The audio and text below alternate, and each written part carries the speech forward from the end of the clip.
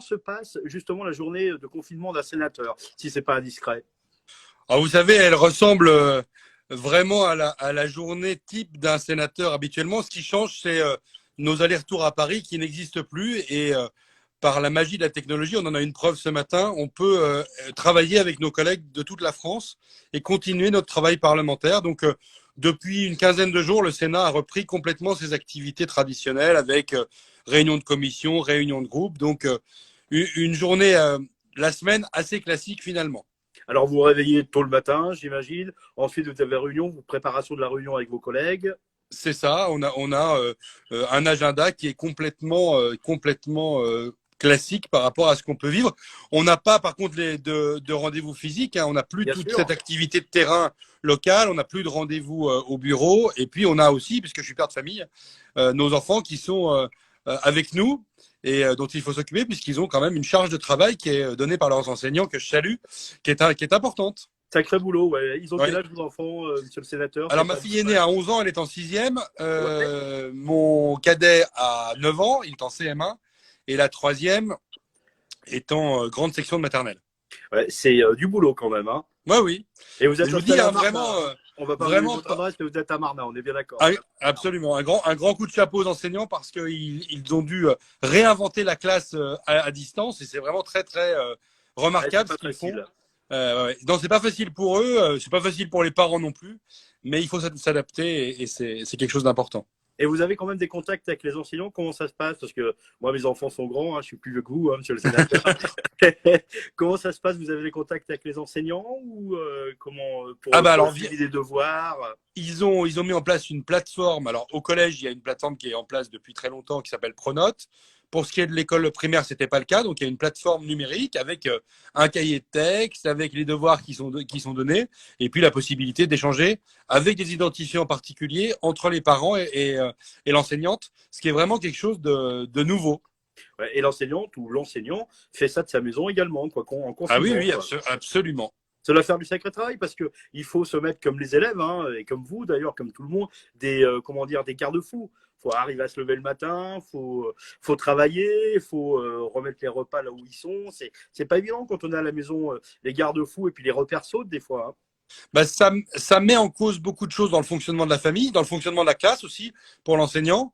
Et donc, il faut retrouver des nouveaux codes, il faut retrouver un nouveau rythme. Et mais ça, on y arrive. On est au bout de 3 semaines de confinement, on attaque la quatrième semaine.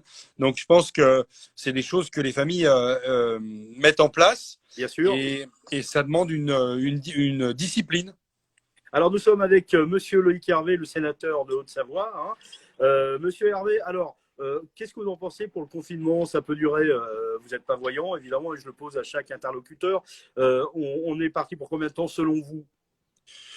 Alors, le président de la République fera un discours demain soir à la télévision et à la radio. Donc, c'est une intervention sur laquelle, je pense, sur laquelle il donnera des éléments tangibles. Ce matin, sur France Info, le professeur Delfrécy parlait de début mai, Début à mai, d'accord. minima. Oui, Et il faut bien avoir en tête, et ça, il faut vraiment que nos concitoyens le comprennent. On est parti pour une période de confinement qui est encore longue. Je pense qu'on est au milieu du confinement et le déconfinement en lui-même, c'est pas le retour à la normale du jour au lendemain. c'est pas Il la y aura... fête sur les Champs-Élysées avec tout le Non, monde. malheureusement, Mais on oui, aimerait tous faire la fête à la fin du confinement bien sûr. et retrouver une vie totalement normale, mais on sait très bien que le confinement se fera, le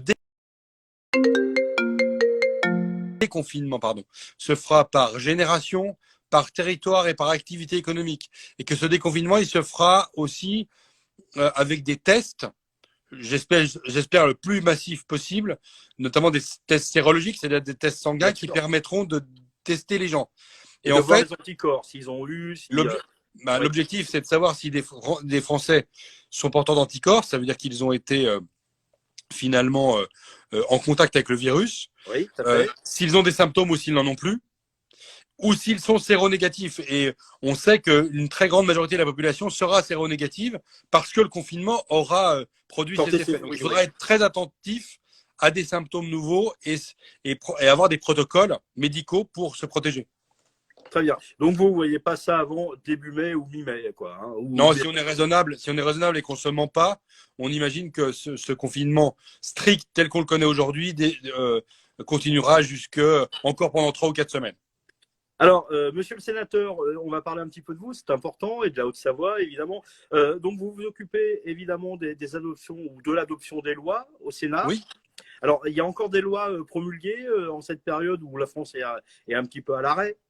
La dernière loi qui a été promulguée, elle est en date du 23 mars. C'est la loi qui a prévu l'état d'urgence sanitaire. Cette loi, elle a confié au gouvernement le soin de prendre des ordonnances.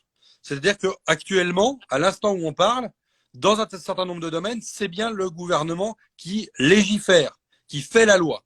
Et donc, il y a eu 25 ordonnances dans une première salve qui ont été adoptées. Ouais. Le Parlement continue, lui, à avoir son activité de contrôle. On oublie que dans la Constitution, on a un rôle d'écriture de la loi et un rôle de contrôle de l'action du gouvernement. Vous savez, tout ce qu'on appelle les commissions d'enquête. Alors, on a parlé évidemment de l'affaire Benalla, mais il y en a plein d'autres. Toute l'année, on contrôle l'action du gouvernement. Et c'est notre rôle de parlementaire. Alors, c'est un contrôle. En fait, le gouvernement fait des lois et vous contrôlez si les garde-fous sont bien mis. Absolument. On pose des questions. On pose des questions orales, des questions écrites. On intervient auprès des ministres. On va lancer des auditions. Des ministres. On va auditionner Christophe Castaner, Nicole Belloubet, parce que je siège à la commission des lois du Sénat, et mes collègues dans les autres commissions font pareil. On va auditionner les différents ministres. Aujourd'hui, ce matin, il y a le président directeur général de la Poste qui a été auditionné par la commission du développement durable du Sénat, et ça a permis aux sénateurs de poser des questions sur les gros dysfonctionnements que la Poste connaît. Sachez qu'aujourd'hui, la Poste, quand ça va bien, ne distribue le courrier que le mercredi, le jeudi et le vendredi. Oui, en ce moment, oui. Et dans notre département, sur Saint-Julien, ça fait 15 jours qu'il n'y a plus de distribution du courrier. Le courrier va être redistribué à Saint-Julien à partir d'aujourd'hui. Et comment ça se passe, vous, à votre niveau? Comment vous pouvez faire avancer les choses? Alors nous, on est en phase avec d'abord les élus locaux, puisque les sénateurs sont les élus des élus locaux, avec les chefs d'entreprise, avec les associations, avec la population. Donc tout le monde peut nous saisir d'un dysfonctionnement et on essaye d'agir localement d'abord, avec le préfet, le directeur de l'ARS, pour la Poste, avec le responsable territorial de la Poste. On essaie de trouver des solutions et s'il n'y a pas de solution locale, on remonte l'information à Paris pour avoir ce type de décision qui soit prise au niveau national. Très bien. Et après, donc alors, les lois que forme et que formule le gouvernement, c'est contrôlé par les sénateurs. Et si les sénateurs ne sont pas d'accord avec ces lois, ça peut arriver, hein. Je crois qu'il y a eu des exemples récemment. Alors, on a une habilitation à légiférer pour le gouvernement qui est une habilitation qui est limitée dans le temps et qui est limitée dans le domaine dans lequel ils peuvent légiférer. Et vous verrez que dans les mois qui viennent, dans les semaines qui viennent, on va être amené à légiférer sur d'autres sujets. Regardez la question de l'organisation des élections municipales au mois de mai. On ne connaît pas l'état sanitaire de la France. Et quand au mois de mai, on prendra la décision pour savoir si au mois de mai, on peut mettre en place les nouveaux conseils municipaux, si on peut organiser le deuxième tour des municipales au mois de juin. Si ce n'est pas le cas, eh bien, on devra légiférer. Et le gouvernement ne pourra pas légiférer seul. L'état d'urgence sanitaire ne durera pas comme ad vitam aeternam. Et on risque pas d'avoir un blocage entre le gouvernement et le Sénat pour la promulgation des lois. Évidemment, Alors, de blocage en tant que tel, je ne crois pas. Et pour tout vous dire, je ne le souhaite pas parce que les Français, ils souhaitent qu'on prenne des mesures et qu'ils souhaitent que leurs institutions fonctionnent. Que ce soit les institutions locales, les municipalités, les intercos, le département, la région, ou que ce soit le Parlement. Les Français, ils ont besoin d'avoir confiance en leurs institutions. Enfin, je le crois fondamentalement et besoin de voir que ça fonctionne. Je suis pas sûr qu'une polémique entre entre les décisionnaires de l'État soit absolument envisageable, surtout dans cette période qui va être assez difficile. Hein. Vous pouvez poser vos questions au sénateur de Haute-Savoie, Loïc Hervé, qui est avec nous encore en direct pendant quelques minutes sur Instagram et Facebook. On va saluer Nicolas Marin, qui est notre rédacteur en chef, qui est à la maison, évidemment, en chômage partiel et en confinement. Il fait ses infos sur le site en direct. Coucou Nicolas. Autre question, vous avez proposé, donc, alors est-ce que c'était au Sénat ou à l'Assemblée, vous allez m'éclaircir et m'éclairer, les amendes, reverser la somme des amendes aux soignants. J'ai fait 2 propositions cette semaine. Celle que vous évoquez, que le montant des amendes, donc 60 millions d'euros à peu près, des amendes qui ont été données par les policiers ou les gendarmes dans le cadre du non-respect du confinement. Mais en termes national, monsieur le sénateur. Oui, 60 millions au niveau national, à peu près à l'instant où on parle. Que cet argent-là soit reversé en urgence dans un fonds d'urgence, c'est le cas de le dire, au profit des conditions de travail des soignants, parce que on s'aperçoit que dans les hôpitaux, dans les salles de repos, il manque de matériel, il manque de banquettes, il manque de cafetières, il manque de choses qui peuvent améliorer l'ordinaire. Voilà. Et ça, c'est vraiment, et je salue tous ceux qui ont pris des initiatives, notamment des cuisiniers dans des restaurants, des chefs connus qui ont pris, et notamment en Haute-Savoie, des initiatives de confectionner des repas pour les soignants. C'est magnifique et il faut aller plus loin. Mais là, il s'agit d'exprimer la solidarité nationale. C'est donc, et je suis bien conscient que 60 millions, c'est une petite somme. Mais je trouve que le symbole est beau et j'ai fait la proposition au président de la République et à Gérald Darmanin qu'il y ait une affectation d'urgence de ces sommes-là aux soignants. Il y a une pétition qui a été déposée il y a quelques semaines, qui est à plus de 150 000 signataires. Moi, je suis soutenu par beaucoup de mes collègues parlementaires et je les en remercie. Mais il faut vraiment qu'il y ait un geste. Et j'espère que le président de la République demain soir annoncera des gestes de ce type-là, même symboliques. Alors, parce que les amendes qui ont été données là, depuis quelques jours, elles sont déjà payées ou pas, ces amendes? Certaines sont payables sur le champ. Oui. Et d'autres doivent être payées, évidemment, comme toutes les amendes. Et elles devront être recouvrées, de toute façon. D'accord. Alors, ces amendes, c'est centralisé, je crois que c'est à Rennes, il me semble, le centre d'encaissement. Enfin, oui. Voilà. C'est un centre national, bien sûr. Voilà, un centre national. Et vous demandez que rapidement, donc dans les plus brefs délais, cet argent soit débloqué pour les soignants, pour les gens qui en ont besoin dans les hôpitaux et le reste. Voilà. Et j'ai fait une deuxième proposition que j'ai relayée aujourd'hui, parce que la question a été déposée dans les deux cas au ministre. C'est la généralisation du paiement sans contact.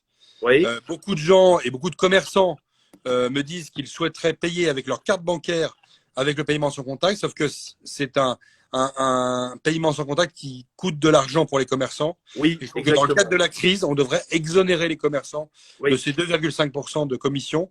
Et ce serait une bonne idée. Vraiment, je pense. Ouais, ce serait bien. Alors, je précise que je ne demande pas qu'on arrête le paiement en monnaie. Je dis qu'il faut qu'on généralise le paiement sans contact dans notre pays. On voit bien quand on va plus sécurisé au niveau sanitaire. Et donc, j'ai fait cette proposition-là à Madame Pannier-Runacher et à Bruno Le Maire. Là aussi, c'est des décisions qui doivent être prises rapidement parce que si on prend ces décisions, c'est comme l'histoire des amendes. Si on prend ces décisions au mois de juin, ce sera trop tard. Donc, prenons des décisions rapides sur ces sujets pratiques de la vie quotidienne des gens qui vont rassurer et qui vont permettre de montrer qu'il y a des décisions politiques qui peuvent être prises rapidement et dans le bon sens. Très bien. Monsieur le sénateur, nous sommes avec Loïc Hervé, le sénateur de Haute-Savoie, en direct sur Instagram et Facebook, ODS Radio. Monsieur le sénateur, j'ai un message d'Alexis Balou. Bonjour, monsieur le sénateur. Vous avez pris position sur la situation entre la Suisse et la Haute-Savoie. Avez-vous plus de nouvelles sur les actions que la Suisse va changer sur le non-confinement? Alors, moi, j'ai poussé mon coup de gueule autour du 18 mars. Donc, ça fait quand même un petit moment maintenant. Je dois avouer que les Suisses, et en particulier les Genevois, respectent un quasi-confinement. Oui. Ce que je regrette deux choses. Je regrette d'abord qu'on n'ait pas une politique coordonnée de part et d'autre de la frontière en matière de politique de santé publique. Pas sur la dimension de prise en charge des malades. Ça marche plutôt bien entre les hôpitaux. Et je remercie les autorités suisses d'avoir pris des malades français. Voilà. Il faut être très clair. Ce que je veux dire, c'est qu'on a fermé des douanes. Donc, on a complexifié l'accès au travail des frontaliers. On a des discours qui sont encore différents de part et d'autre de la frontière. Et le mot confinement n'est pas prononcé en Suisse, alors qu'il est quasiment respecté. Et moi, je voudrais respecté, mais c'est parce que les Suisses sont, ils sont exigeants, ils sont respectueux, ils sont, je cherche le mot, mais vous l'avez pour moi, ils respectent. Ils sont citoyens, si on veut, ouais. Ouais, voilà, c'est ça. Je suis pas sûr qu'entre les Hauts-Savoyards et les Genevois, il y ait autant de différences culturelles que ça. Très honnêtement. Oui, parce qu'en Haute-Savoie, il fonctionne plutôt bien, le confinement. Oui, il fonctionne plutôt bien, mais de part et d'autre de la frontière, on a vu notamment le week-end des choses se passer qui sont totalement intolérables. Des parcs publics où les gens vont en famille, c'est pas possible. C'est pas possible en France, mais ça devrait pas être possible en Suisse. Et donc, vraiment, je le dis, il faut qu'on ait un discours qui soit cohérent de part et d'autre de la frontière. Si le confinement n'est pas appliqué de la même manière des deux côtés de la frontière, alors on payera les conséquences des deux côtés de la frontière. C'est ce que je veux dire. Et en fait, moi, je ne stigmatise personne. J'ai des origines suisses, je suis membre du groupe d'amitié France-Suisse, j'aime beaucoup ce pays et on a des liens culturels, économiques, sociaux Bien très sûr. importants avec eux. On vit dans le même bassin de vie. Et j'ai tenu un seul et même discours. Ayons une politique publique, une politique de santé publique qui soit cohérente de part et de la frontière. J'ai eu la chance d'avoir, dans ce cadre-là, Mauro Poggia, qui est le ministre de la Santé du canton de Genève, au téléphone, longuement, ça s'est très bien passé entre nous.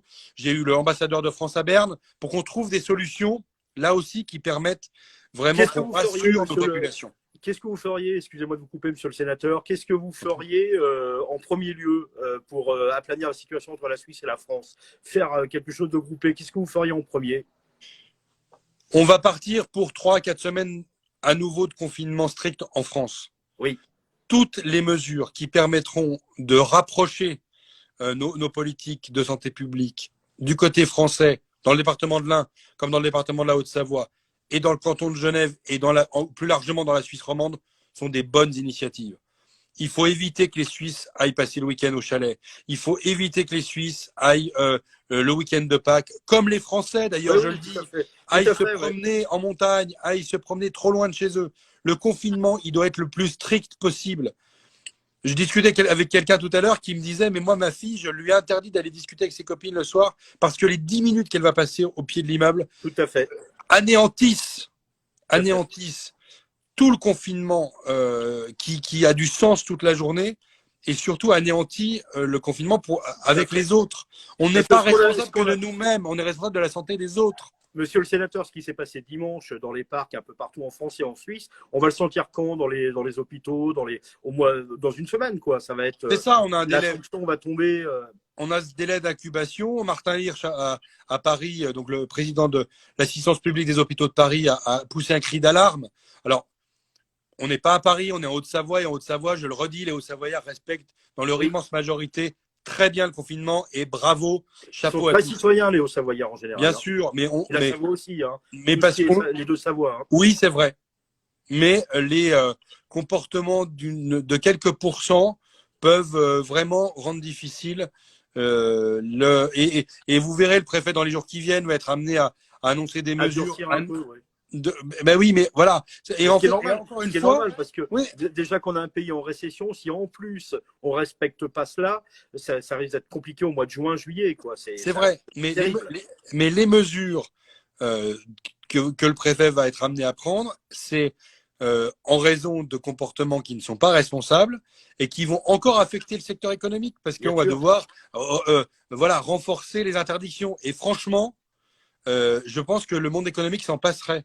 Donc, si on avait simplement un comportement tel que les autorités sanitaires nous le demandent, eh bien, on pourrait continuer à avoir un temps soit peu de vie économique. Et vraiment, je le redis à nos compatriotes, c'est pas un discours de peur, c'est un discours de responsabilité. Restez chez vous. J'ai eu ce matin au téléphone plusieurs maires de stations de Haute-Savoie et de Savoie qui disent qu'ils ont tous les jours des gens de Suisse ou de France qui viennent faire des randonnées. Ça, c'est interdit, quoi. C'est interdit. Et la gendarmerie est très attentive à la chose, mais vraiment, franchement, il faut le dire. Et moi, je le dis en tant que parlementaire, puisque je m'astreins à ce confinement le plus possible. J'ai tout arrêté dans mes activités qui débouchent sur des contacts humains. Donc, on doit s'astreindre à ce respect-là. C'est très important. Bien sûr. Monsieur le sénateur, vous connaissant bien la région et connaissant la France également, vous pensez qu'on va se relever de tout cela économiquement? Comment ça va se passer pour vous? Alors, sans faire peur. Non, c'est pas sans faire peur. L'INSEE a publié les chiffres du premier trimestre C'est pour aujourd'hui. ça que je vous en parle. Voilà, avec une récession de l'ordre de 5 à 6% sur le premier trimestre, ce qui est grave, hein, on n'a pas connu ça depuis 1945. Oui. C'était 5% en 68, donc c'est très grave. Et évidemment, le second trimestre sera sans doute encore plus affecté. Dans notre département, on a un département très dynamique économiquement, donc on va être très touché. On est déjà très touché. Les lueurs d'espoir, c'est que dans l'industrie et le bâtiment, il y a des reprises de chantier, des reprises d'activités économiques qui se font. Sur le décolletage, je crois qu'il y a des entreprises qui ont Oui, repris. il y a des entreprises qui n'ont pas fermé d'abord, et puis il y a des entreprises qui reprennent. Donc, avec toutes les précautions nécessaires. Donc, des équipes qui sont restreintes, des gestes barrières qui sont appliqués strictement, et puis souvent du travail de nuit pour étaler le travail et éviter qu'il y ait trop de monde dans l'atelier en même temps. Et dans le bâtiment, c'est pareil, il y a des reprises d'activité. Il manque de masques, hein, encore, hein, y compris dans le bâtiment, pour redémarrer l'activité. Donc, c'est une de nos priorités. Donc, il faut avoir ça en tête. Il faut qu'on soutienne l'économie le plus possible pour qu'au moment du redémarrage et du déconfinement, eh bien simplement, l'économie française soit toujours vivante et capable de redémarrer. Non, en 68, alors c'était un autre problème en 68. Hein. Oui, mais ça vient de redémarrer après. Hein. Bien sûr, je connais le sens de la responsabilité à la fois des chefs d'entreprise et des salariés, parce qu'on va demander des efforts aux salariés, hein. Des efforts notamment sur le temps de travail pour redémarrer, parce qu'il va falloir mettre parfois les bouchées doubles. Et oui, travailler plus. Tout à fait. Je suis plus inquiet pour le secteur de la restauration parce que je suis pas sûr qu'il soit déconfiné en même temps et tout de suite, et qu'il soit aussi facile de rouvrir les bars, les restaurants, toute l'activité de l'hôtellerie. Vous pensez, monsieur le sénateur, que la Haute-Savoie serait déconfinée, entre guillemets, après les autres ou avant Alors, on n'a à l'instant aucun élément. On a des éléments qui circulent sur les réseaux. Et là, je le dis à vos auditeurs, soyez vigilants sur ce que vous entendez, sur ce qui est écrit. Il y a énormément de fake news et de choses aberrantes. Moi, j'essaye de mettre un maximum de choses sur les réseaux, sur mes réseaux à moi, pour faire de l'information et contrer tout ça. Ça fait un mal fou, hein. Mais tout à fait, oui. Ça fait un mal fou. Les gens sont angoissés, on rajoute de l'angoisse à l'angoisse. Bien sûr. Donc, voilà, regardez ce que vos mairies publient, regardez ce que vos parlementaires publient, ce que le préfet publie, ce que l'ARS publie.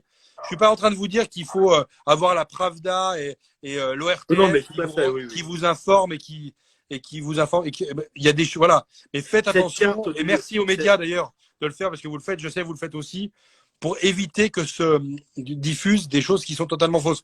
On a annoncé, par exemple, la semaine dernière, le décès d'un maire.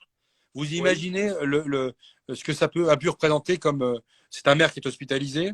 Pour sa famille. Et on pense à lui. Vous imaginez ce que ça représente pour sa famille et pour ses collègues élus qui ont dû démentir, et j'ai contribué à ça, démentir pendant toute une journée une rumeur qui, avec les réseaux, prend une proportion énorme. En plus, les gens sont sur les réseaux en ce moment. Donc, oui, et puis je pense que c'est vrai, tout ce qui est publié, les gens, alors évidemment, il y a tout, mais en général, on pense que c'est vrai, comme la carte de déconfinement qu'il y a eu, qui était un fake, en fait. Oui, tout à fait. Alors là, il y a quelqu'un qui publie une question pour la prise de parole du président de la République. Elle aura lieu demain soir à 20h. Non, on n'a pas d'éléments, hormis des bribes qui viennent de la presse, où il y aura un certain nombre de sujets qui seront à aborder. Oui, on est certain que le président de la République annoncera un prolongement du confinement au-delà du 15 avril. Sans doute pour une nouvelle période de 15 jours, mais je ne suis pas dans la confidence du président de la République, mais on est quasiment certain, le professeur Delfrécy l'a dit ce matin, qu'on ira sur un prolongement du confinement. Alors, on a une autre question, monsieur le sénateur. J'aimerais, monsieur le sénateur, je vous rappelle que nous sommes, pour ceux qui arrivent, avec Loïc Hervé. Monsieur Loïc Hervé, le sénateur de Haute-Savoie, en direct sur Facebook et Instagram pour répondre à vos questions. J'aimerais, monsieur le sénateur, que vous mettiez un peu plus la pression sur les assurances pour aider le petit commerce. Oui, on l'a. Alors, c'est une très bonne question et une question qui nous préoccupe énormément. D'abord, l'État est là pour assumer un certain nombre de ses responsabilités, et je crois qu'on ne peut pas faire le reproche aux autorités publiques, notamment au gouvernement, d'avoir mis en place le chômage partiel massivement, d'avoir mis en place un certain nombre d'aides aux petites et moyennes entreprises. Mais il ne faut pas seulement que ce soit l'État qui soit mobilisé. Les collectivités locales ont fait un travail formidable de mobilisation, même parfois en dehors de leurs compétences. Et on va demander aux assureurs de contribuer à cet effort-là, parce que je sais qu'on est dans une forme de cas de force majeure, que ces cas de force majeure ne sont pas prévus dans les contrats d'assurance, mais la perte d'exploitation d'un certain nombre de professions libérales, de commerces, de petites et moyennes entreprises est telle qu'il faudra quand même que le monde de l'assurance assure une part de ses responsabilités Joue la solidarité. sur un plan financier. C'est ce qu'on appelle le principe de solidarité. Hein, parce que, je le dis très clairement, l'argent public qui est utilisé aujourd'hui, c'est l'impôt de demain ou c'est la dette. Et à un moment donné, il faudra le payer. Donc, évidemment qu'on doit mobiliser les ressources nécessaires pour faire face à la crise, mais que chacun prenne ses responsabilités et les assureurs en particulier. Quand tout à l'heure, j'évoquais la question du paiement sans contact, on demande aux banques de faire un effort. Je sais que les banques, elles sont concernées, comme toutes les entreprises, par ce qui se passe. Mais c'est une question de responsabilité pour qu'on passe cette crise avec le moins de difficultés possibles. Je me permets de voir, j'ai mon collègue Cyril Pelva qui s'est connecté, je voudrais le saluer, parce qu'on fait du travail en commun avec notre collègue Sylviane Noël également au Sénat. On est 3 sénateurs. Je suis désolé, je ne peux pas l'inviter, mais on peut être qu'à 2 sur une conversation. Oui, bien sûr, mais vous l'inviterez à une autre occasion, j'imagine. Oui, avec grand sachez plaisir. qu'il y a une union sacrée des politiques, quelles que soient les commissions dans lesquelles nous siégeons, quels que soient les groupes parlementaires. On se réunit autour du préfet, du président du département, du président de l'association des maires, une fois par semaine en conférence téléphonique. On échange entre nous en permanence. Dans l'union sacrée, il y a plus de politique politicienne. Oui, mais la politique en question, on avait remarqué, c'est très bien ça. Elle reprendra ses droits. La politique, elle reprendra ses droits le jour venu quand les choses seront revenues dans l'essentiel. On est extrêmement humbles, les élus. Alors, on est extrêmement humble, on essaie de faire notre travail comme on peut.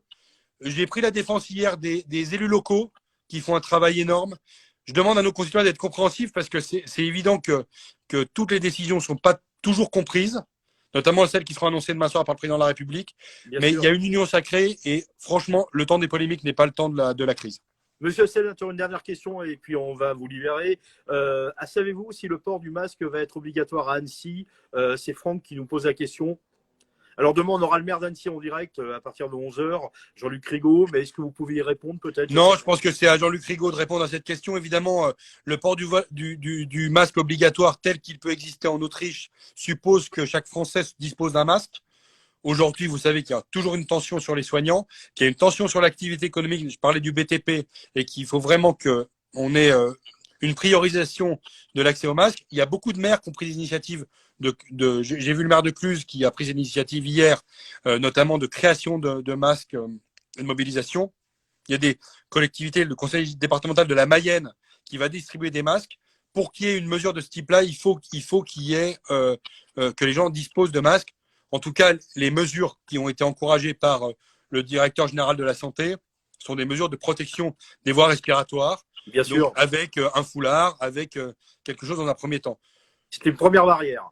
Oui, c'est une première barrière. Je pense que ce sont des mesures qui sont plutôt des mesures, s'il doit y avoir généralisation, qui sont plutôt des mesures nationales que des mesures prises par les élus locaux. Enfin, faut vraiment qu'on ait une stratégie qui soit une stratégie qui soit bien sûr la plus cohérente possible au niveau national. Monsieur le sénateur, merci beaucoup pour cette demi-heure d'entretien qui était dans merci à vous. Au début. Vous êtes bavard, c'est bien vous aussi. Vous avez des très très belles vaches qui sont juste derrière votre oreille gauche. Ça montre que la Haute-Savoie est un département d'agriculteurs. Et si vous me permettez de conclure là-dessus, je le dis à nos concitoyens, vous avez autour de chez vous des agriculteurs qui vendent leurs produits, des maraîchers, des horticulteurs qui ont du mal à écouler leur production.